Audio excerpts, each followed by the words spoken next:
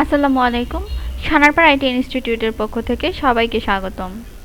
আজকে আমরা মাইক্রোসফট ওয়ার্ডের কোনো লেখাকে কিভাবে আন্ডারলাইন করতে হয় কিবোর্ডের সাহায্যে আমরা 3টা নিয়ম দেখব। ফার্স্ট টাইমে লেখাটাকে আগে সিলেক্ট করে নিতে হবে। সিলেক্ট করে নেওয়ার পর কন্ট্রোল ইউতে ক্লিক করলে আন্ডারলাইন হবে। এটা হচ্ছে নর্মাল আন্ডারলাইন, লেখাটার উপর পুরোপুরি একটা আন্ডারলাইন হয়েছে। আবার এই লেখাটাকে আমরা সিলেক্ট করব, কন্ট্রোল শিফট ডাব্লিউতে ক্লিক করব।